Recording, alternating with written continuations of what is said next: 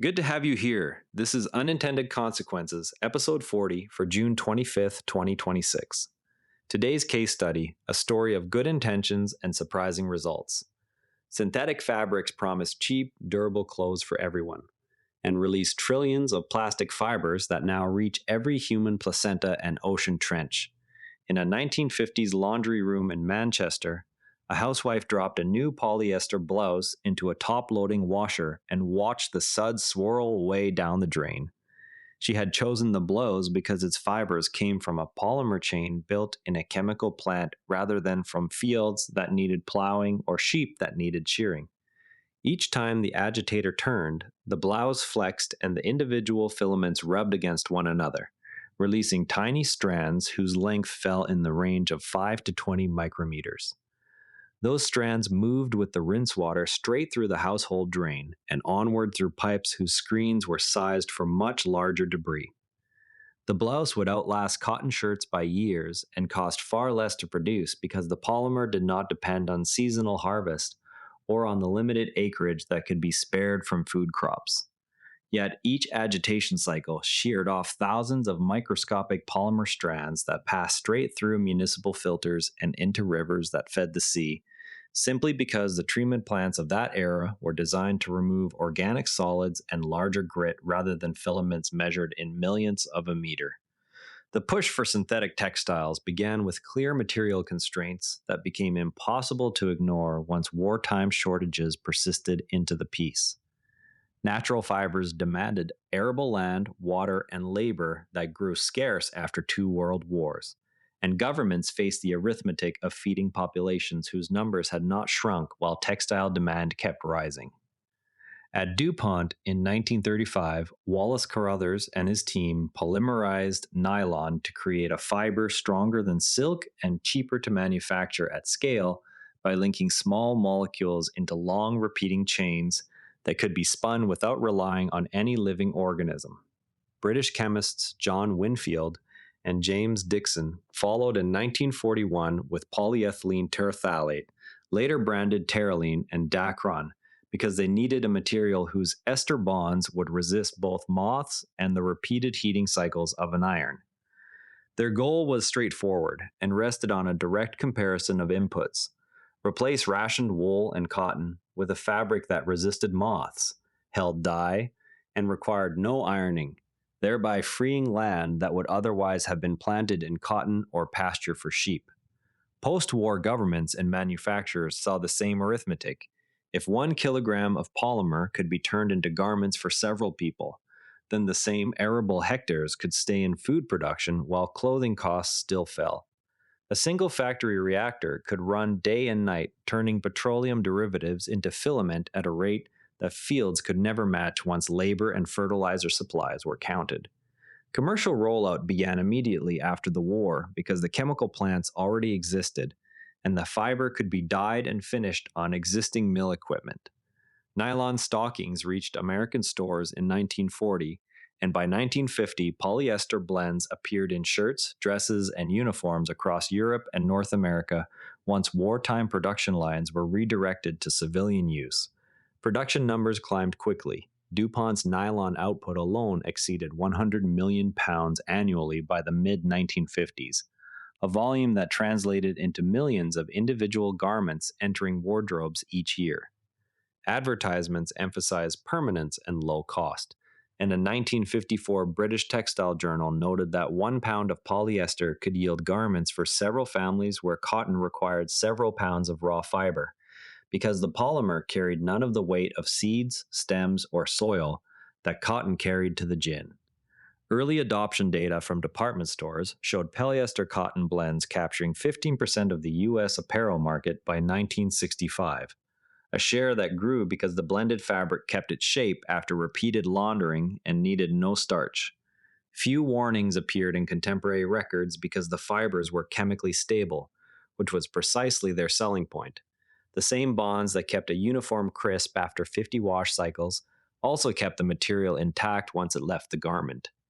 The same stability that made polyester durable also prevented it from breaking down once shed, so the filaments did not mineralize the way cotton cellulose would.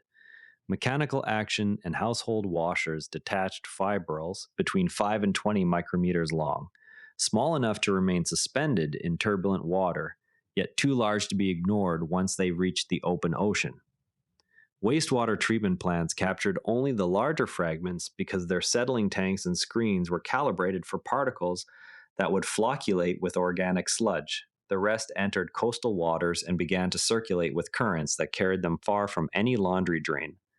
By the early 2000s, sediment cores from the North Sea and Pacific trenches contained polyester filaments traceable to laundry effluent, showing that the material had traveled thousands of kilometers without decomposing. A 2011 study in Environmental Science and Technology estimated that a single 5-kilogram load of acrylic fleece could release more than 100,000 fibers, a figure obtained by filtering the rinse water and counting the trapped strands under magnification. These particles now appear in Arctic sea ice, alpine snow, table salt, and most recently, meconium and placental tissue because the same everyday washing routine that once seemed harmless repeats in every household that owns synthetic clothing. The causal chain runs through everyday behavior rather than any single industrial accident. Repeated washing of garments whose polymer chains were never designed to re-enter biological cycles sends a steady stream of filaments into rivers and oceans. Second-order effects include ingestion by zooplankton that form the base of marine food webs and potential transport of adsorbed toxins that hitch a ride on the hydrophobic surfaces of the fibers. Third-order effects surface in medical literature, where microplastic loads in human lung and blood samples correlate with residence in regions of high synthetic textile use, suggesting that inhalation and dermal contact add exposure routes beyond drinking water. Recognition arrived gradually through marine sampling programs rather than any single recall, because the fibers dispersed so widely that no one jurisdiction could trace them back to a particular factory or brand. Some manufacturers now advertise low-shed polyester constructions that use tighter yarn twists or longer staple lengths, yet these changes reduce rather than eliminate release. A handful of European municipalities have tested washing machine filters that capture a portion of the load, but capture rates remain partial because the filters must be emptied regularly and most households still lack them. New bio-based polymers are entering pilot production, yet they require separate recycling streams that existing infrastructure does not provide, so the risk of shedding persists until those streams are built. The volume of synthetic apparel continues to rise, particularly in fast fashion supply chains, so the annual fiber load entering wastewater has not yet peaked. Current estimates place apparel-derived microplastics among the top 3 sources in ocean surface waters, alongside tire wear and city dust, because each additional garment adds to the stock of material that will be laundered dozens or hundreds of times. Material choices optimized for immediate performance and cost embed long residence times in the environment that no downstream filter can fully erase. When durability is engineered at the molecular level, the benefit persists long after the garment is discarded, because the same bonds that resist abrasion in a washing machine also resist breakdown by microbes or sunlight. Designers and consumers therefore face a recurring test: whether the functional gain of a new polymer justifies its permanent presence in air, water, and tissue.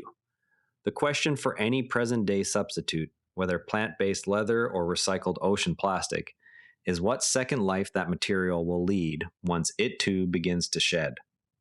And that's where today's story leaves us. If it changed how you see one everyday decision, that's the whole point. Pass it along to someone who'd appreciate it, and we'll be back tomorrow with another case. And before you go, this show is part of the NEHRA Network, a family of daily podcasts on tech, science, and markets, each one a short, sharp briefing you can finish on the commute.